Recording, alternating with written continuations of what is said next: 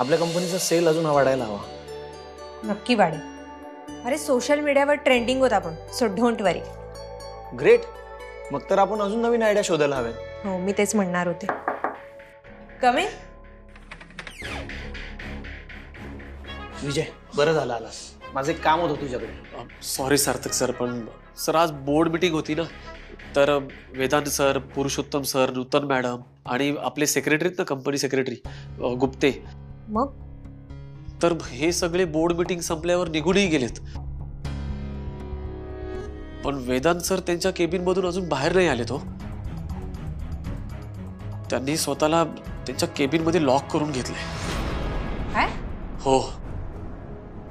विजय, तू knock केलंस का? अहो, नॉक केलं मी, त्यांना आवाज पण दिला, पण तरी ते दार उघडत नाहीये. मी त्यांना फोनही केला, पण फोन सुद्धा उचलत नाहीये.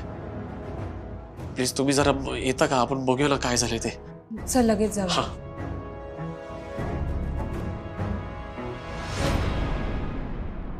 सर, सर प्लीज दार उघडा. सर. सर. वेदांत. सर. वहिनी अगं बघ ना, सर दारच उघडत नाही. सर.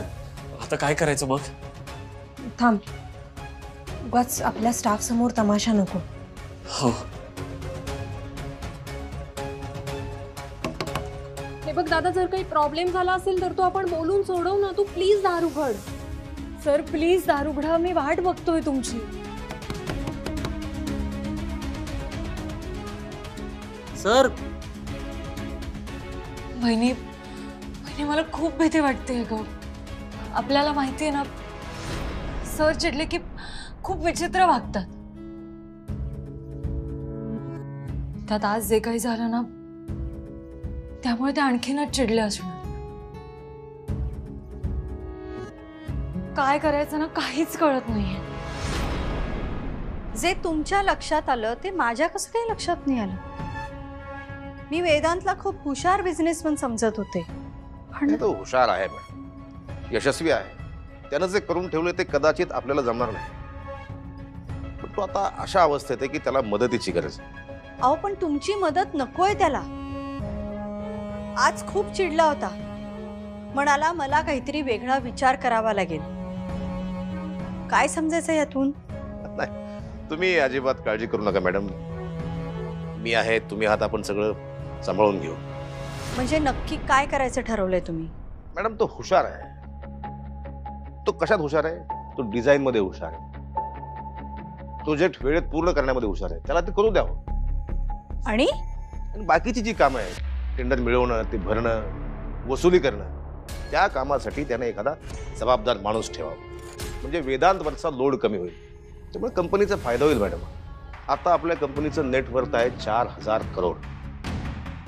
जर ते डबल झालं तर आपण पब्लिक इश्यू काढू शकू.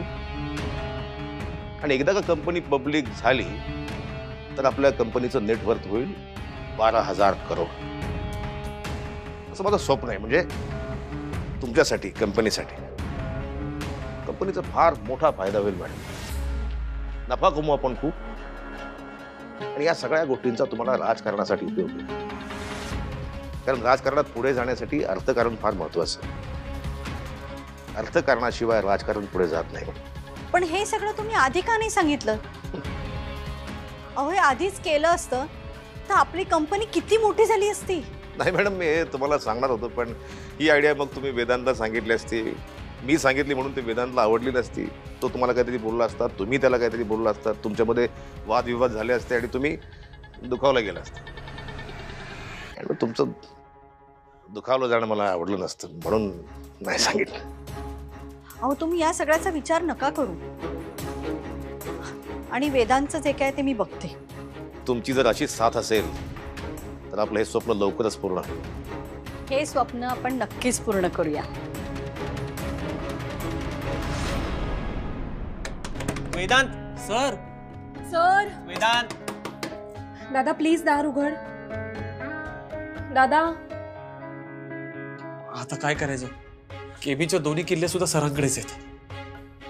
वहिनी. अमूल्या, तू दादाला फोन कर. हा.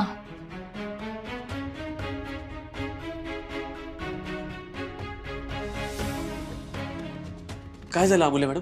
फोन बंद आहे. विजय हा. तू मला सांग, मीटिंग मध्ये नेमकं काय झालं होतं? अहो, नेमकं काय झालं माहित नाही, पण हातून खूप मोठ्याने बोलण्याचा आवाज येत होता. नूतन मॅडम आणि पुरुषोत्तम सर केबिन मधून जशी बाहेर पडली ना, तसं मी इथे लगेच पोहोचलो, पण केबिनचा दरवाजा लॉक होता. वेदांत असं कधीच वागत नाही. हो ना. वहिनी, मला असं वाटतं की आपण थोडा वेळ थांबायला पाहिजे. असंही असू शकतं ना की वेदांतला थोडा वेळ एकटं राहायचं असेल. आपण थोडा वेळ इथंच वाट बघूयात. मला खात्री आहे सर दरवाजा नक्की उघडतील.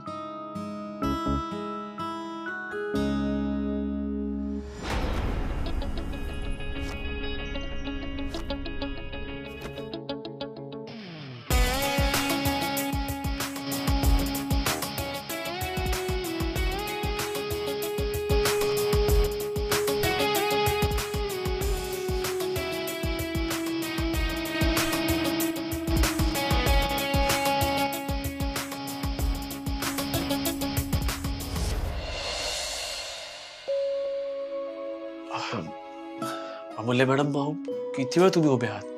तुम्ही थोडं बसून घ्या. नाही, नको विजय. सर लवकरात लवकर बाहेर यायला हवं.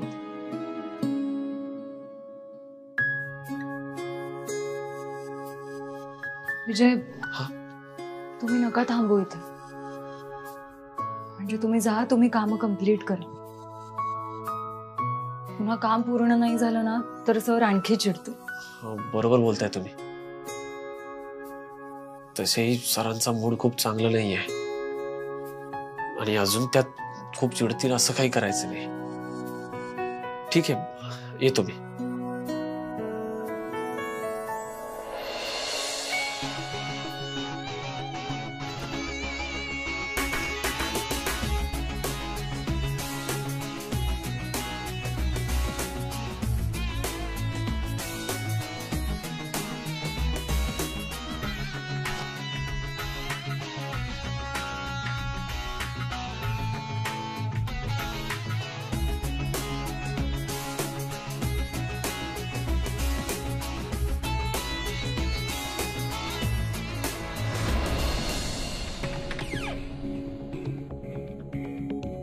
इथे का उभी आहेस?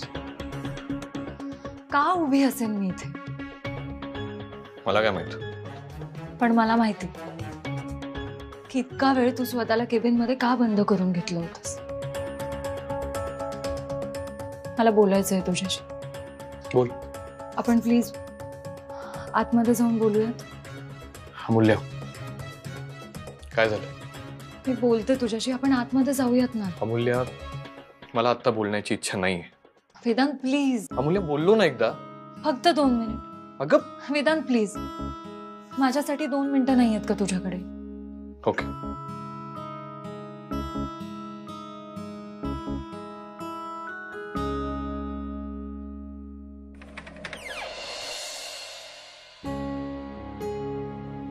काय झालं? काय झालं म्हणजे तुला बोलायचं होतं ना, बोल. वेदांत, तुला माहितीये मला काय बोलायचंय. मला नाही बोलायचंय. अरे वेदांत, आम्हाला तुझी किती काळजी वाटत होती. मी आद्या बहिणी कितीतरी वेळ केबिनचा डोर नॉक करत होतो, तुझी वाट बघत होतो. मग मी काय लहान बाळ आहे का काळजी वाटायला? का? काळजी काय फक्त लहान बाळाचीच वाटू शकते का? अमूल्य, तू दादा, अरे काय? मला सांग, तू काय झालं मीटिंग मध्ये? मला नाही बोलायचंय त्या विषयावर. अरे बोल ना वेदांत. हे बघ, त्रास देणाऱ्या गोष्टी मनात ठेवल्या ना की आणखी त्रास होतो. त्यापेक्षा बोलून मोकळा हो ना. आणि मला सांग, तू आमच्याशी नाही बोलणार तर कुणाशी बोलणार? इथे तुझी बहीण आहे, तुझी गर्लफ्रेंड.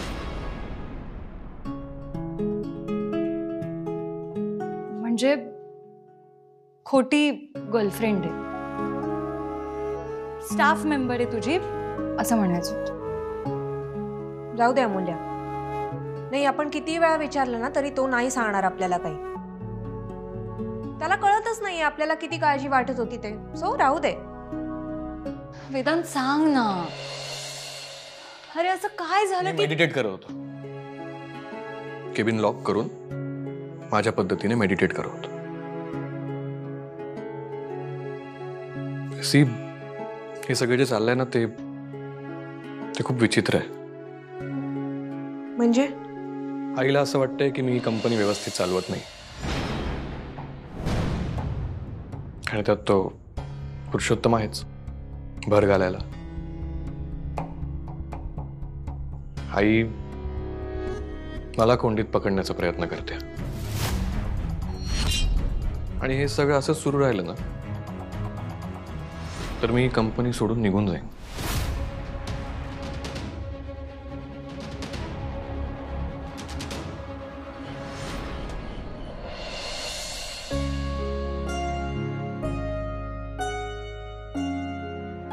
काय दमलाच वाटतं. हो. बर पाणी घे. बर तू चहा पिणारेस का कॉफी? तसं करायला सांगते. नाही नको, मी डायरेक्ट जेवतो आणि मग झोपतो. दमलोय खूप. काम खूपच वाढलंय ना. अशीच मेहनत करत राहिलास ना ते एक दिवस खूप मोठा होशील. थँक्यू. बरं मला सांग, नाही या तुझ्या कामाच्या गडबडीत आरतीशी बोलतोस की नाही? काय रे, काय विचारते मी? साखरपुड्यानंतर तिला भेटलास की नाही तू? नाही. का? तिच्या अण्णांनी सांगितलं होतं ना तिच्याशी बोलू नकोस, फोन मेसेजेस करू नकोस, म्हणून मग त्या दिवसापासून मी तिला कॉन्टॅक्टच केला नाही. देवा, ए वेडू, ती त्यावेळची गोष्ट होती. आता तुमचा साखरपुडा झालाय, ती होणारी बायको आहे तुझी. त्यामुळे आता तू तिला भेटू शकतोस, तिच्याशी बोलू शकतोस. खरंच? अरे हो, खरंच. आणि तुला सांगू का विक्रांत, हे असं लग्नाआधी भेटणं, एकमेकांना समजून घेणं, यामध्ये खरंच खूप गंमत असते रे. दोघांनी मिळून पुढच्या आयुष्याची स्वप्न बघायची असतात. मला तर असं झालंय ना की कधी तुमच्या दोघांच्या डोक्यावरती अक्षदा पडताय. आजी, पण अण्णा नक्की चिडणार नाहीत ना? अरे नाही ओरडणार. बसा आता आरतीला फोन कर, बोल तिच्याशी. पटकन फ्रेश होतो आणि लगेच तिला फोन करतो. आलोच. दादा, अरे काय बोलतोयस तू? अरे मेहनत तू केलीयस, एवढी घाम गाळलायस, ही सगळी कंपनी, हे एवढं मोठं साम्राज्य तू उभं केलंस, आणि आता तू हे सगळं सोडून जायची भाषा करतोयस. मग काय करू? आई सतत म्हणते की तिने पैसे दिले आणि म्हणून मी कंपनी उभी केली. ती या कंपनीची मालकीण आहे. या कंपनीत सगळं जसं ती बोलेल तसं होणार. आणि एवढंच नाही, ह्या कंपनीचं माझ्यामुळे नुकसान होतंय असं पण म्हणाली ती.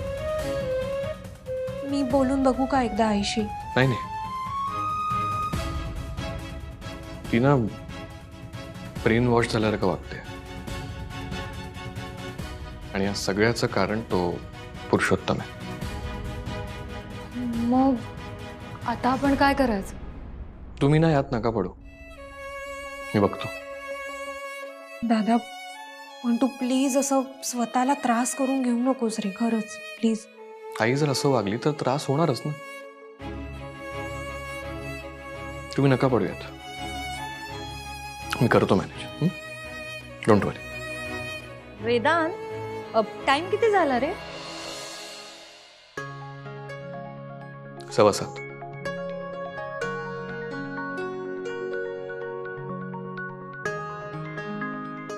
काय हसायला काय झालंय अमूल्य? अरे नाही, काही अमूल्य काय झालंय? अरे काही नाही, मी म्हटलं ना असंच. अद्याप काय? दादा, अरे ऍक्च्युली तू तिने दिलेलं घड्याळ घातलंयस ना, म्हणून ती असते.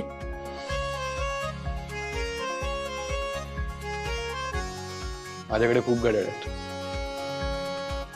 सो जे समोर दिसेल ते घालतो मी. अच्छा. आद्या उशीर झालाय, तू निघ. गाडी आणलीस ना? हो आणली मी. Bye. Bye bye bye bye. Bye. हो तू पण निघ. तुला उशीर झाला तर अण्णा मला ओरडतील. अमूल्य,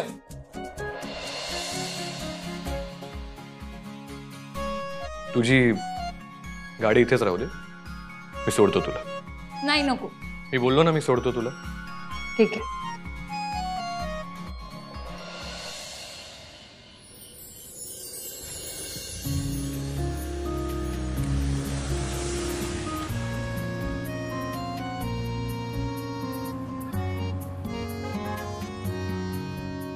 थँक्यू.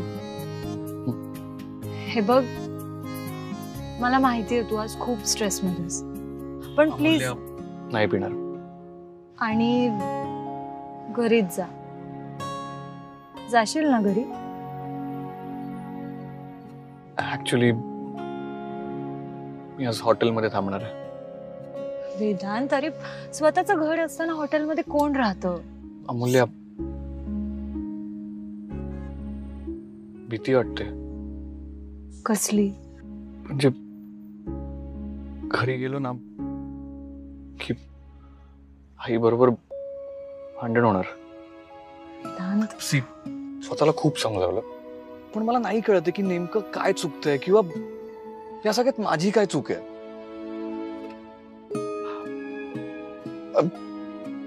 तू जा अमूल्य, तू नको टेन्शन घेऊस. मी नाही पिणार. आणि ते हॉटेलला पण नको जाऊस.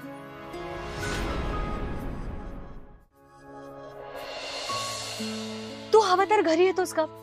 आपण सगळे मस्त गप्पा मारू. आईच्या हातचं मस्त जेवतो. मी तुला सांगते वेदांत, माझी आई ह्या जगातलं बेस्ट जेवण बनवते. चल. जगातली प्रत्येक आई बेस्ट जेवण बनवते, पण बघ ना, मला ना आठवतही नाहीये की माझ्या आईने माझ्या आवडीचं जेवण कधी केलं होतं किंवा शेवटचं माझ्या डोक्यावर प्रेमाने हात कधी फिरवला होता.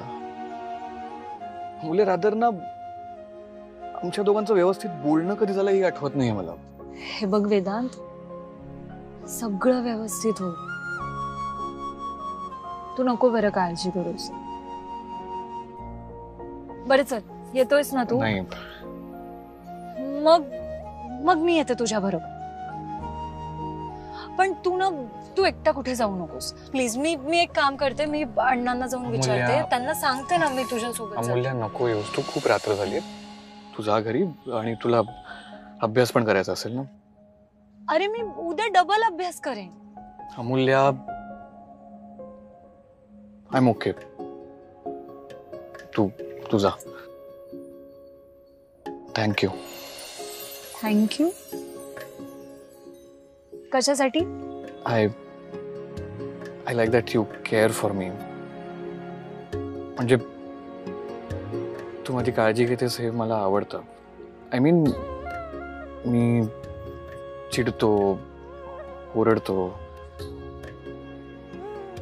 दुसऱ्यासारखा वागतो, आणि तरी तू माझी एवढी काळजी घेतेस हे मला आवडलंय. कसा आहेस रे तू? हे बघ, हे सगळं ना माहिती आहे मला, पण ठीक आहे. आज तू मला अप्रिशिएट केलंस, ही गोष्ट मलाच खूप आवडली. So thanks to you.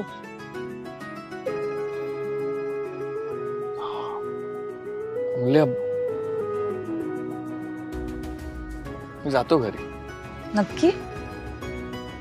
हो. गुड. तू पोचलास की मला मेसेज किंवा कॉल काही कर, पण प्लीज मला इन्फॉर्म कर. ओके. बाय. Good night.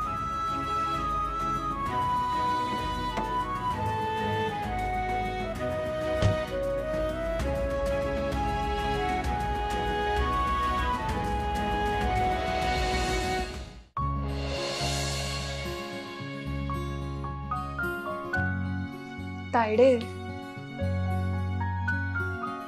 गेला वेदांत? हो, बरं आहे, रोज सोडायला येतो तू. ऐक ना, आज ऑफिसमध्ये पुरुषोत्तम काका आले होते आणि काय ग, काय झालं? चेहरा का पडलाय तुझा असा? काही नाही. काही नाही कसं? सांग मला काय झालं. अमूल्य, वेदांत काही बोलतो का विक्रांत बद्दल? तो कसा आहे वगैरे? नाही म्हणजे अण्णा ओरडतील असं वाटत असेल ना त्याला, त्यामुळे आमचं काही बोलणंच होत नाही. अजिबातच बोलणं होत नाही तुमचं? नाही ना. म्हणजे फोन मेसेजेस काहीतरी? अमूल्य अगं, मागे विक्रांतच्या आई तसं वागल्यानंतर अण्णांनीच त्याला सांगितलं होतं की आरतीला फोन नाही करायचा. त्या दिवसापासून आमचा काहीच संपर्क नाहीये.